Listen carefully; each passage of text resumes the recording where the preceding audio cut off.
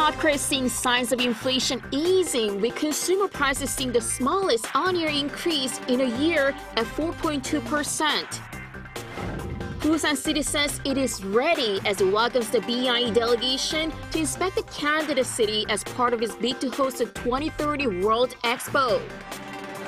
Jimin of BTS breaks the record, becoming the first K-pop artist to top the Billboard Hot 100 chart.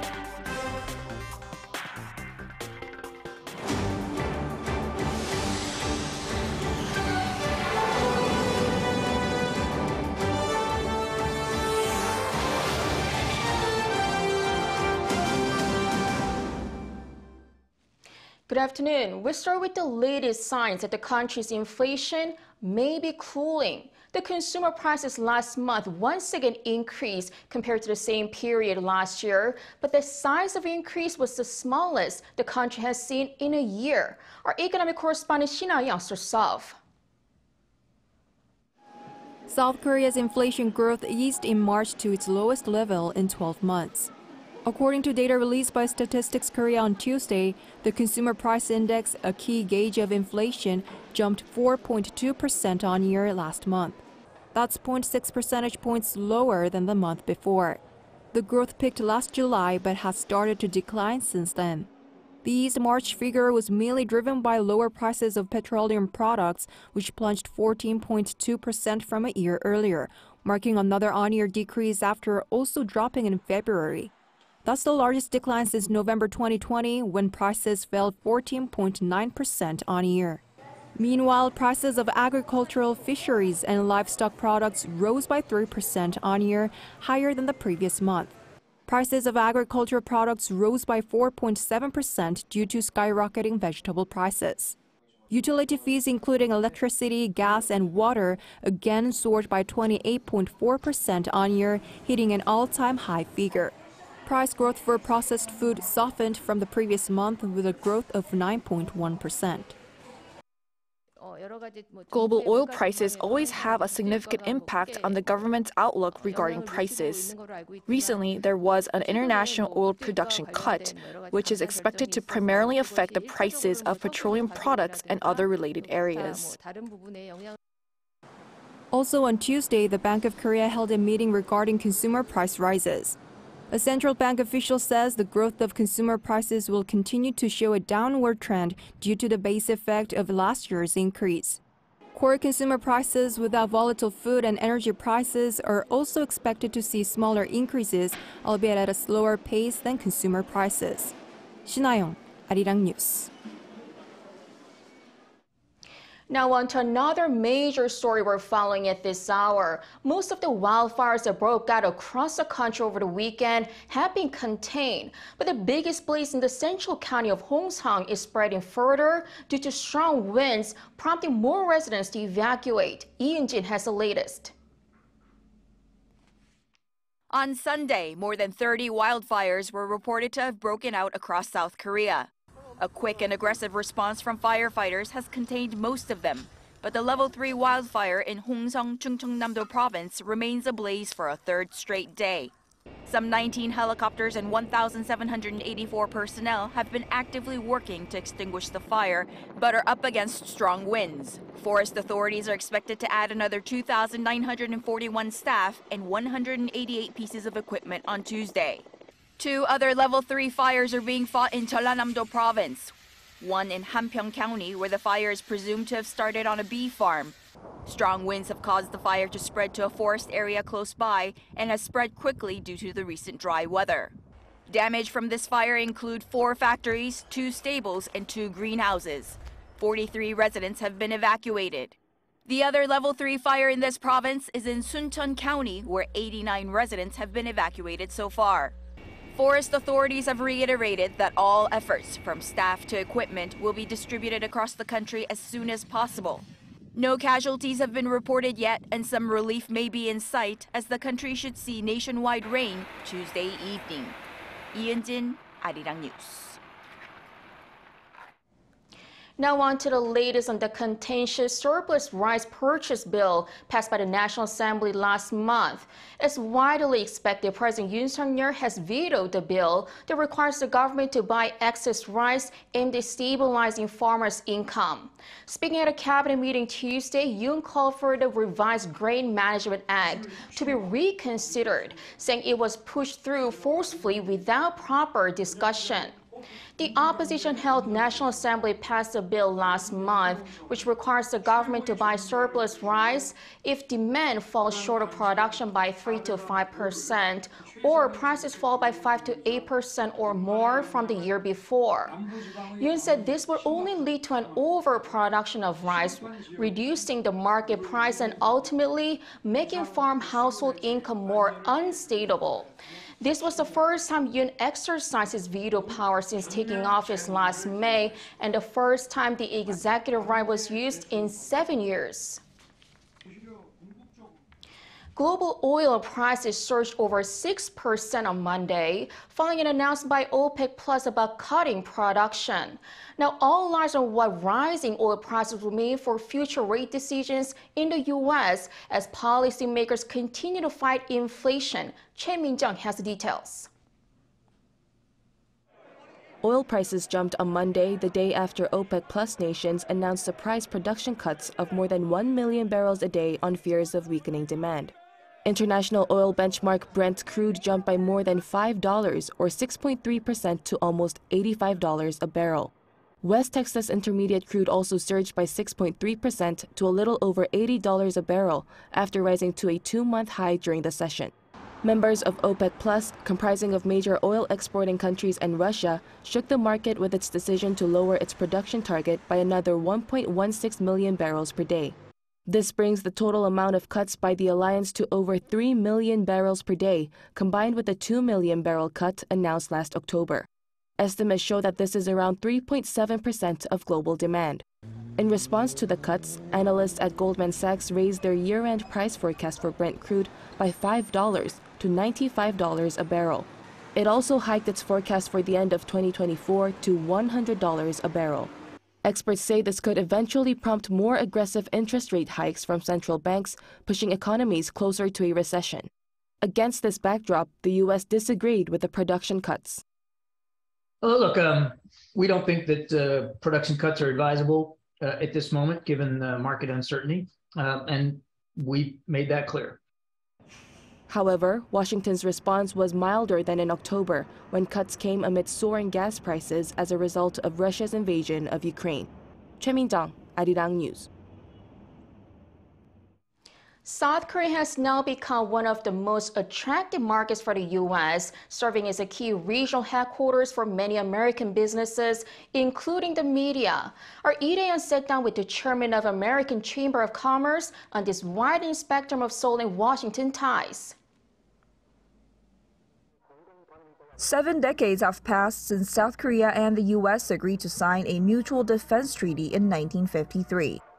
And these defense ties have now grown into a stronger partnership, widening to several fields other than security. That's especially true on the economic front. Seoul and Washington boast one of the largest trade relationships in the world, with bilateral investment and trade totaling $1.6 trillion annually. And some U.S. companies now see South Korea as an attractive market to do business in. An interesting example is the New York Times. They actually moved their regional headquarters from Hong Kong to Korea. They actually looked at a lot of countries, but they chose Korea for all the reasons we spoke about. So I think that the Korean government's already making good progress, and as they start to tweak a few more things, this should be a real good place for many U.S. companies to operate in, invest in. The chairman of the American Chamber of Commerce in Korea says that President Yoon and his so-called dream team have brought changes to the country's business environment. Take a look at some of the things they've already fixed for us, including the flat tax for foreigners. That was a huge win. And I understand that President Yoon and his team are working on refining things like the Serious Accident Punishment Act, the 52-hour work week. Those are all very positive signs that he has come into office and has already made impact, which shows really outstanding possibilities for U.S. companies. In fact, a flat income tax rate of 19% is offered to foreigners who work in South Korea. Starting this year, this tax benefit will be applied for 20 years, up from the original 5 years. Asked how the two countries should further cooperate, particularly in light of the recent Inflation Reduction Act and the U.S. CHIPS Act, the chairman says South Korea is going to remain an important partner of the U.S. I think we should also look at not just short-term, but long-term. There could be some short-term challenges, but over the long term, I'm very confident that the two countries will achieve a win-win solution. And I think that's the way we ought to look at things. He added South Korea should be even more aggressive about competing against other countries to make the country a regional headquarters, pledging that AmCham will also be part of that process. Lee Dae-hyun, Arirang News. Jimin of BTS is involved in another record-breaking feat, this time on his own. He becomes the first K-pop solo artist to top the Billboard Hot 100. Lee Seung-jae has more. BTS as a group may be on hiatus, but individually, members have been successfully launching their solo careers. This includes Jimin, who made history on Monday when his single Like Crazy from his album Face topped the Billboard Hot 100 chart. Jimin becomes the very first solo K-pop artist to top the Billboard Hot 100. According to Billboard, the song also topped the digital single sales chart with combined sales of 254,000 song downloads and CD singles. The chart-topping single was released on March 24th with the track coming from Jimin's debut solo album, which debuted at number 2 on the Billboard 200 album charts.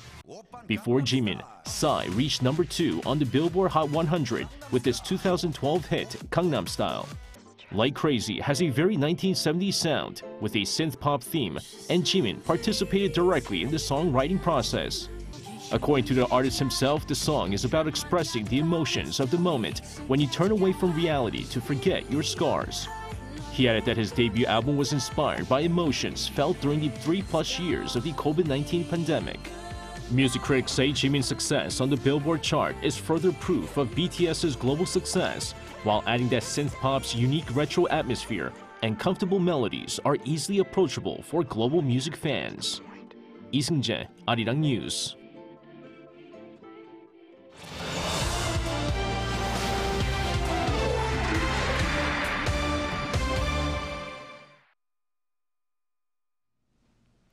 Busan is ready to host the World Expo in 2030. Those are the words spoken by President Yoon to the BIE delegation at a dinner he hosted on Monday evening. Receiving the team of on-site inspectors at the former presidential office of Cheongwade, Yoon said the Busan World Expo will go beyond cultural exhibitions to become a global platform presenting solutions to common challenges faced by societies everywhere. He said that South Korea could share its unique experience of overcoming war and poverty in a very short period of time to become an IT and cultural powerhouse. In response, the BIE's budget chief reportedly said the delegation values broad support for the expo and said he was impressed by the parliament's unanimous support. And today, the delegation from the World Expo organizers is heading down to Busan, the candidate city, for an on-site assessment inspection. And our Song Yoo-jin brings what the mayor of Busan has to say ahead of their visit. The Bureau of International Expositions, or BIE, is starting its on-site inspection in Busan on Tuesday. It's time for Busan to show what it's got after kicking off its World Expo project 9 years ago. Busan Mayor Park Hyung-jun has been one of the bid's key players since he took office in 2021. Ahead of the BIE's visit to Busan, Arirang News had the chance to speak with the mayor himself. He says the excitement towards the expo is higher than ever. All of us here in Busan are busily preparing for the inspection. We hope the BIE feels this expo fever when they arrive here. Throughout this expo week, 16 districts are holding 67 expo-related events. Wherever the BIE goes, our citizens will warmly welcome them.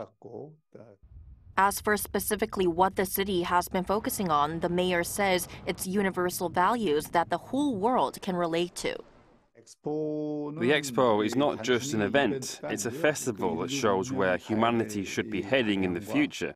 So we thought that showing our efforts to tackle climate change and going eco-friendly was important. We focused on cleaning up the city and making it greener. Competing with the Italian capital Rome, Riyadh in Saudi Arabia, and Ukraine's Odessa is tough. But Mayor Park is confident that Busan has what it takes to win. Busan is one of the most open-minded and inclusive cities in Korea. It was home to numerous war refugees during the Korean War, and this is where Korea's industrialization and democracy movement flourished. We are a global logistics hub, home to the world's second-largest transshipment port. Our strengths in culture and tourism also prove why we should be the host city. A united, supportive community is another advantage. The competition to win the bid has heated up. I can say that South Korea is working as a more tightly knit team than any other candidate. What's noteworthy is that not only top-down but bottom-up, voluntary efforts from the public are spreading rapidly. Mayor Park will be leading the charge throughout the BIE's 4-day visit to Busan. Not only the mayor but the city as a whole will pull an all-out effort to bring their A-game. Busan is good for World Expo, and Busan is ready. 화이팅! 송유진, Arirang News. Cherry blossoms are already fading away here in the country, but there's no need to be disappointed. You can still enjoy the scent of spring at the Suncheonman International Garden Expo. Our Choi Soo-young went there. Living in the garden. The Suncheonman International Garden Expo is underway for the first time in 10 years. It opened on April 1st and will run through October 31st in the city of Suncheon, Jeollanam-do Province. Since the last time it was held, the city has grown the garden to more than 1 million square meters, which is more than 50 times bigger than Central Park in New York City. After 10 years of waiting, the new viewing points are also expected to capture the hearts of the visitors from all over the world. The garden is located near Suncheon Station, to which is connected by a 2.5-kilometer waterway called Dongcheon, where you can have the unique experience of taking a Korean-style gondola. Right when you enter, the air is filled with the fragrance of plants and flowers, which is relaxing for people exhausted by the pandemic. These include flowers grown locally such as pansies, anemones and tulips. There's a rose garden, a play garden for kids, and so much more enjoy. There's a lot more here than I expected, and the weather is warm, so I'm having a lot of fun. The garden is decorated so beautifully, and it's very spacious. You can also stay here every night at a glamping-type facility called Shullange, which in the local dialect means peaceful rest. There are 35 individual tents, and each of them has its own concept with a river view. Tourists can chill in the garden and taste the fresh local foods of Suncheon. What else? There are also gardens representing other countries like the United States, France, and the Netherlands. It will be a great opportunity for foreign visitors to see how their country's gardens have been reinterpreted. On the west side of the expo is a garden in the style of a Korean palace, which provides a peaceful and quiet moment away from the city noise. The mayor of Suncheon said city officials took every effort to manage this expo successfully. In particular, he said that various efforts are being made to accommodate foreign visitors, with more than 2,000 volunteers dispatched to help with foreign languages. There are numbers of volunteers who speak foreign languages fluently standing by. We will support people who visit in every way we can, using a variety of communication channels. In addition, according to the official, they will find other ways to reuse this space in the future based on opinions collected from local residents. Choi Soo-hyung, Arirang News, Suncheon.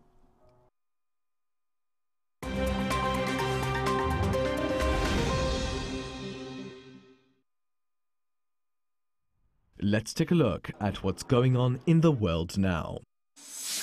In the United States, former President Donald Trump landed in New York City on Monday local time, ahead of his arraignment the next day. Trump is expected to turn himself into a Manhattan court on Tuesday, where he will be arrested and hear over 30 charges that have been laid against him. He is said to be meeting with his lawyers at Trump Tower in preparation for his court appearance.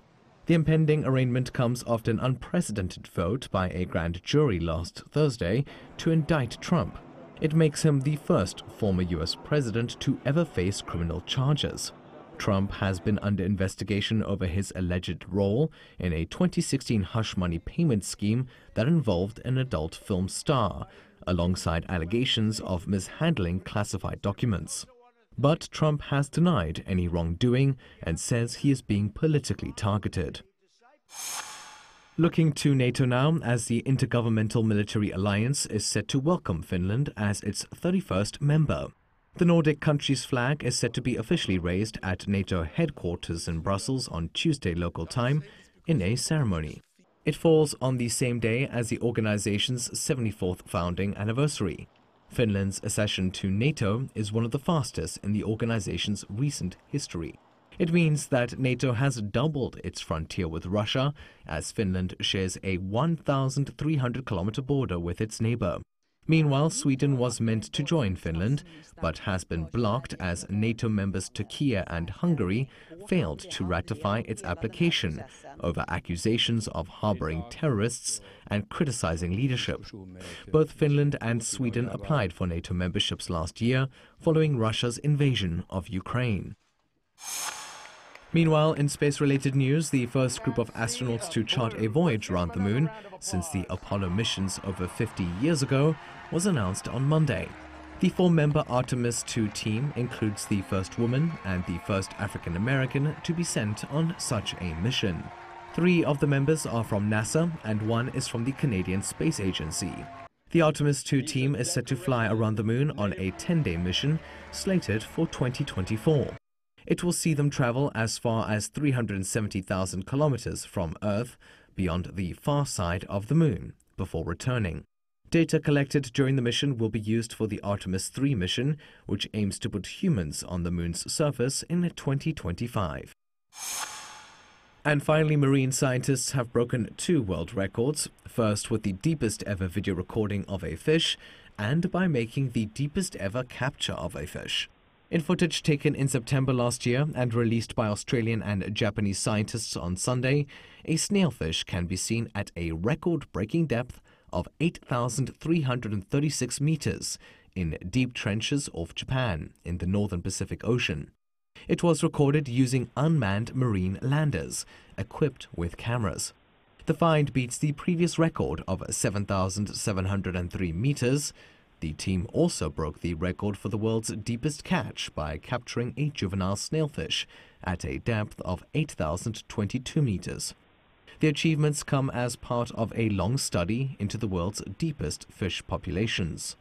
Matthew Ashley, Arirang News.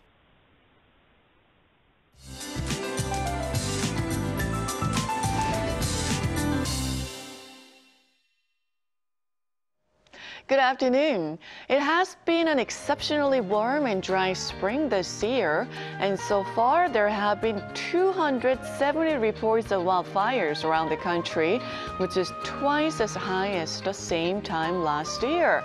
And at last, there's some very much hope for rain in the forecast. Now, rain starts from Jeju this afternoon, spreading to the south coast by late this afternoon, before expanding to the entire country tonight. Jeju will see more than 200 millimeters of rain, and the south coast will see up to 120 millimeters. Meanwhile, the capital and inland regions will see 10 to 60. It will rain heavier tomorrow with stronger winds, and this round of rain is forecast to linger into Thursday. It will stay warm and dry until that welcome rain falls, going 5 to 7 degrees higher than season norms. Skies remain cloudy all day with decent air quality. Temperatures will be on the cool side of normal after the rain goes away. And by Saturday morning, Seoul will wake up to a low of just 3 degrees Celsius. That's Korea for you, and here's a look at the international weather conditions.